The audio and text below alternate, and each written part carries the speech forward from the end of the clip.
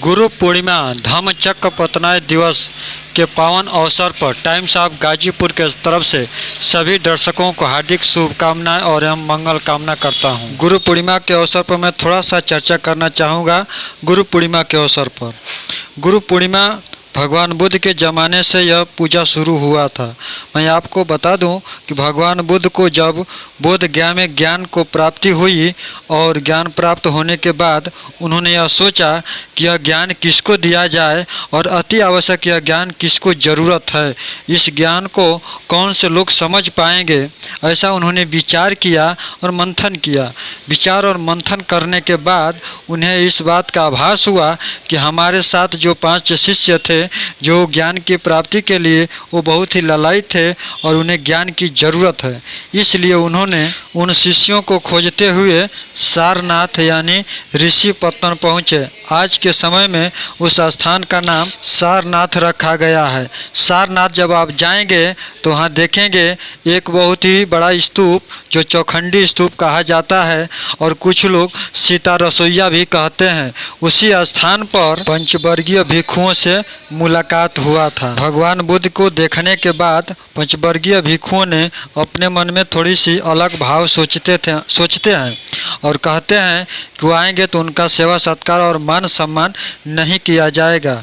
लेकिन जैसे ही भगवान बुद्ध नज़दीक पहुंचते हैं तो यह सारा दृश्य उल्टा पड़ जाता है। जैसे ही भगवान बुद्ध पहुँचे तो किसी ने उनका भिक्षा पात्र, किसी ने उनके चिवर और किसी ने उनके बैठने का स्थान तुरंत व्यवस्था किया गया। भगवान बुद्ध हल्के हल्के मुस्कुराहट के साथ उन्हें बताते हैं कि जैसा आप समझते थे पहले हम उस तरह से नहीं है।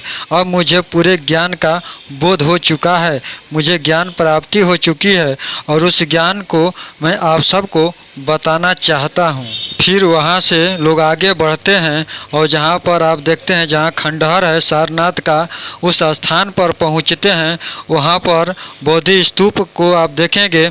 उसी स्थान पर भगवान बुद्ध ने पंचवर्गीय भिक्षुओं को ज्ञान दिया था, अर्थात तीक्ष्ण, पंचशील और अष्टांगिक मार्ग और जितने भी सूत्र दिए उन्होंने वहीं पे धर्म को समझाया और धम्म को बताया, धम्मदान किया। इसके बाद वहीं से धर्म चक्र चल पड़ा।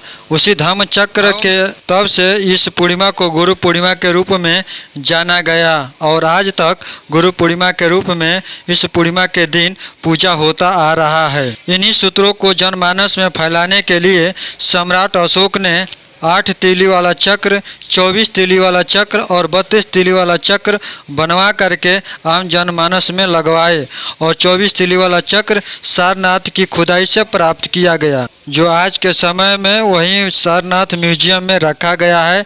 जब कभी आप सारनाथ जाएं तो म्यूजियम अवश्य घूमने जाएं, वहाँ की सभी ऐतिहासिक म्यूजियम में मिल जाएगा। बस अभी के लिए इतना ही। नमस्कार, जय भारत। चैनल पर नए तो चैनल को सब्सक्राइब करिए, लाइक शेयर अवश्य कीजिए।